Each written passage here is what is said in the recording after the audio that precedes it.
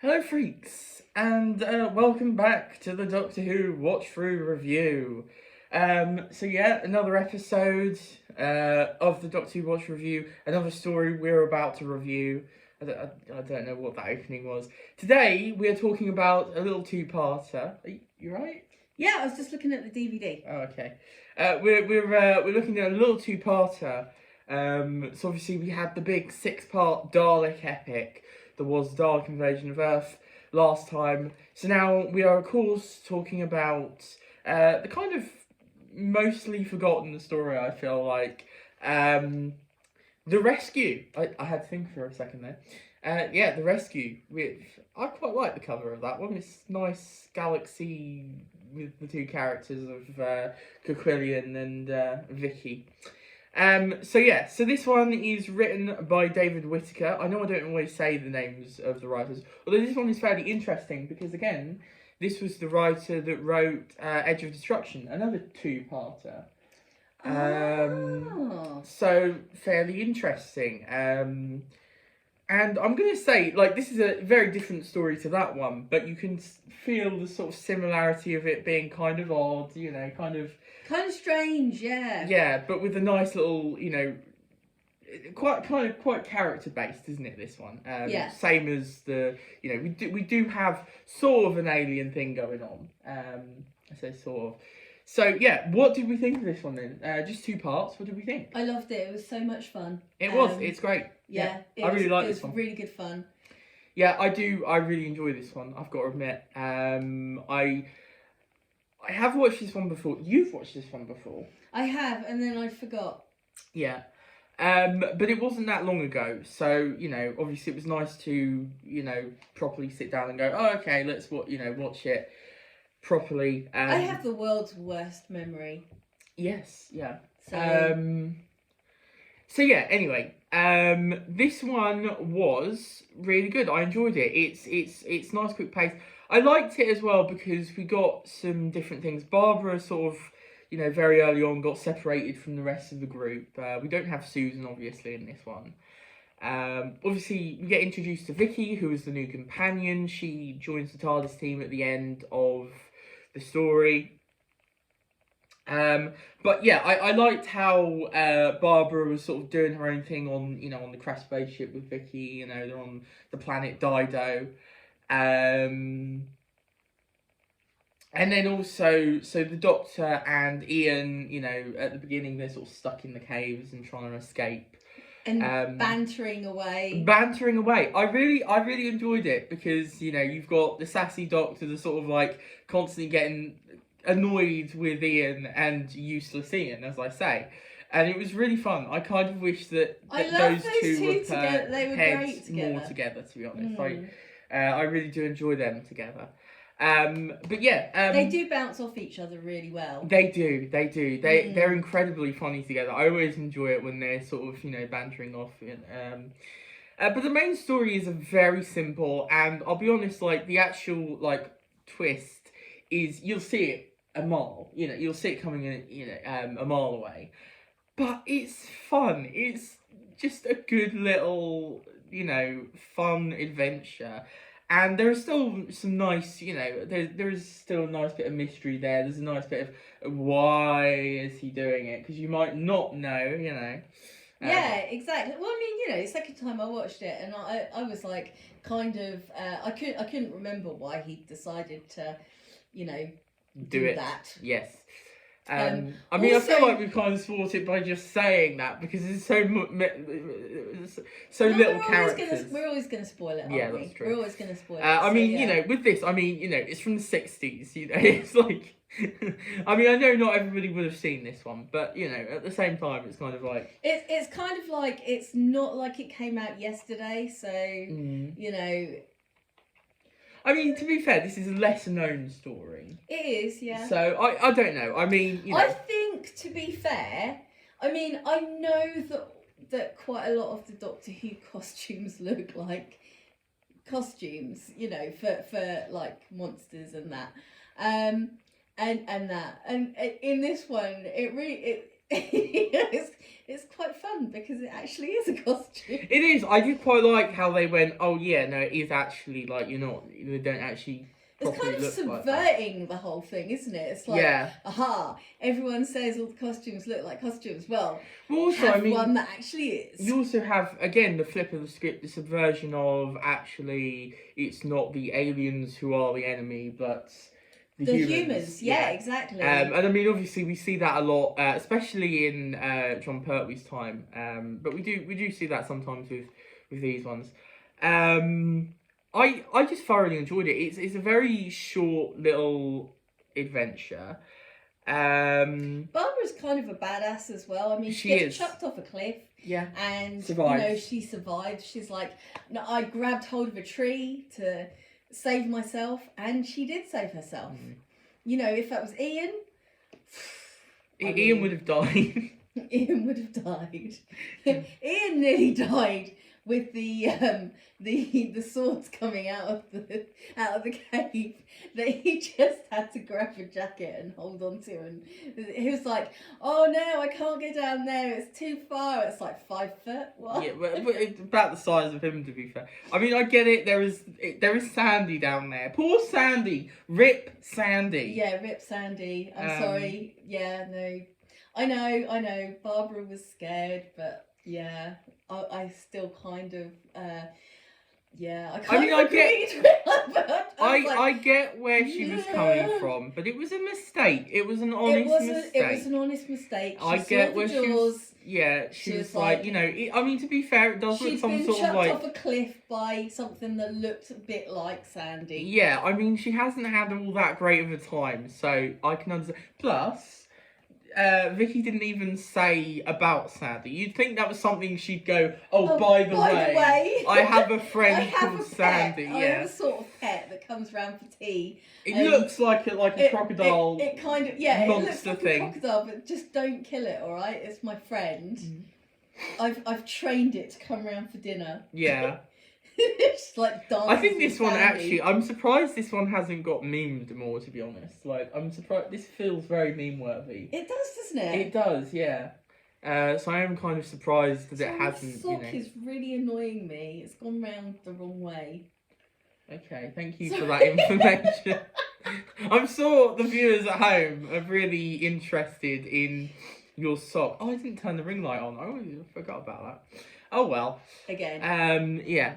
It's all right. It's without the ring light, you don't get to see rings. Oh no! Oh, you're like Elton John. No, you look like Elton John. Yeah. Oh. I'm still standing. Oh, I'm not. No. I'm still sitting. Yeah, but also we don't want to get some sort of copyright takedown here. Oh, sorry. Yeah, I only sang like a tiny bit. Like seriously, no, it wouldn't happen. I mean, your singing is so terrible. So it's fine. Like seriously, if you're gonna say that sounds anything like Elton John, I'm just having fun there. Yeah, we're just I do have sitting beside me Elton John. Yes, I watched some Doctor Who with Elton John. I mean, I'm sure love it. Right up his alley. Yeah. Exactly. Bit of Doctor Who, bit of the first Doctor. I think he'd like Aquilian. He'd probably want to steal that outfit. Yeah. Exactly. Like, also, the other thing I want to say, the sets and the miniature for the ship, they're all really good. Models! The models. They well, I mean, you've only really got one proper model, to be fair, which is the ship. But like it looks. I know, but I love a model. Yeah. It does look really good though. It looks really. I thought it's got that atmosphere with when they enter the cave. I really liked how the light sort of illuminated them in the dark. So it just looked like one of those bobbleheads. Yeah.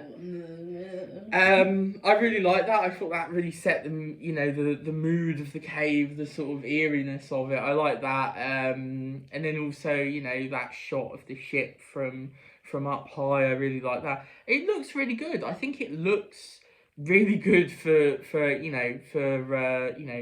60s Doctor Who. I think it looks really impressive actually. I think this is one of the more impressive looking Doctor Who stories.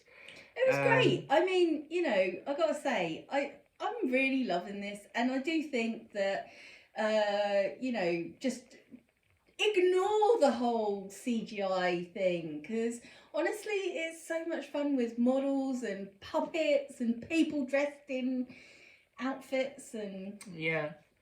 Well, I think it works as well because, obviously with the Quillian thing, I do really like that costume, to be fair. I think it looks great. yeah. And I mean, Sandy, slightly ridiculous, someone crawling on the floor. But, it's fun, That's the thing. I think if you're going into Classic Who, you have to sort of understand, you have to be ready for that sort of stuff and go, oh, it's part of the joy of Classic Who. You can't be like, I think the problem is sometimes I see some people talking about it, and I'm not, saying that's not, they're right or whatever, but I do see some people going, oh, when I watch it, I have to get past the content, and it's like, well, then you've, sucked some of the joy from it. Not to say, but like, that is part of what I absolutely love about it, is the fact that it doesn't look, like, oh, I mean, this one does look really good. This one does look really good. Oh, it's fantastic. But I mean, not all of them do. To be fair, Dalek Invasion of Earth looks, pretty good as well, and I did like the spaceport landing. I mean, we're not talking about the story anymore, but I really like the when the UFO thing, their ship lands, and you've got that outside UFOs. bit. Yes.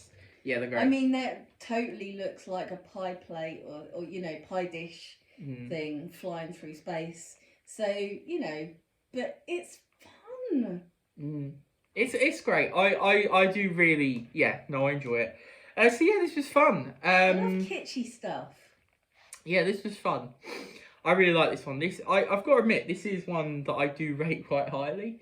I enjoy it, and all the characters get something to do actually, which is quite nice. Yes. Even though it's a two-parter, I feel like that. I was going to say actually we should talk about Vicky, because she is sort of in the part of Susan, sort of that younger. Yeah, she's sort of taken over from Susan. She is different, but she has the same role.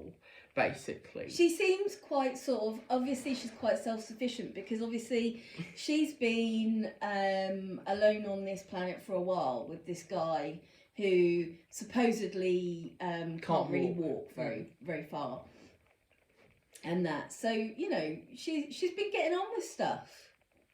Exactly. She's been looking after them both. Well, she's good. I mean, she does. I think I prefer her to Susan because there is none of that pretense that she's the granddaughter of the Doctor, and there's none of that stuff. Like, she literally is like a child. She's just had to try and survive and stuff like that. So it feels like they've got her character down already. Whereas Susan kind of before felt far too much like just we don't really know what to do with her or who the hell she is. Well, it's like with Vicky, she straight away I mean, obviously she rescues Barbara, but also then she falls out with Barbara, and she's not afraid to show her emotions, criticize, things like that, and then also say sorry and stuff like that, and make it up and stuff. So it'll be interesting to see, because obviously the next one she'll actually be part of the crew, so she'll actually be trying to help them and not, she'll be, actually part of the team. So it'll be interesting to see how she, is integrated into the TARDIS team. I'm interested. I haven't seen the next story. Whoa, that's different for this series. I mean, because obviously I only saw part of the Sensorites, but I did see a bit of it, whereas I've not seen anything of the next one. So where are we heading for the next one? Well, I really do like the cliffhanger for this one. Literally, the cliffhanger. Oh no, because I know a lot of people go the Italian job. Yeah, I know a lot of people say the cliffhanger with the Seventh Doctor, you know, and ice. What's it called? Dragonfire. Yeah. And you know, because obviously ridiculousness. But I think, you know, this has got a bit of it too with the, you know, them tumbling off the cliff. So we are heading to Rome. Yay! I'm very excited for this one. I haven't seen it. I'm very excited. It's a historical. It sounds like it's supposed to be quite funny. I'm really excited. I just think it looks really good. This is probably one of my most anticipated stories. At least for the first Doctor. I'm really excited. We're going to move straight on, aren't we, and watch it now. So, yeah. I'm so excited. So we'll see you in a little while. Well, they won't see us in a little while, but yes, I know what you mean. You will. Okay, fine. We'll still look like this. Well, yes. I'm not getting changed. But obviously I'm saying, you know, because uploading and stuff. Yes, I realise that. Right, I'm gonna do the guff before we you know, fall out. Before we fall out. Right, yes. So the guff of subscribe, like, you know, if you enjoyed, do something. Do something. Do it. Right, yeah. So do something. I don't know what I'm talking about now. Like, right, okay. You've completely lost it. Do you want me to do the guff? Yeah, go on. Okay. So like, subscribe, click on the bell if you want to follow us and see what we've got to say next time. Follow us at Twitter at Blathering Pod. Well, you say in the link in the description. Oh, in the link in the description. Because you need to tell them there is a link. There's a link in the description, and also a link for the podcast where we talk about where we talk about things other than Doctor Who. We do talk about Doctor Who a lot as well. We do talk about Doctor Who a lot as well, yeah. Especially the early series. But yeah, so we're currently on our third series of that. I can sometimes be professional. Yeah, you can. Well done. Everyone give her a clap. A round of applause. A round of applause. Well done, look. Pat on the back. So yeah, that's every Sunday, the podcast, isn't it? Apart from season breaks. So, we will see you next time. Thank you for joining us. Goodbye.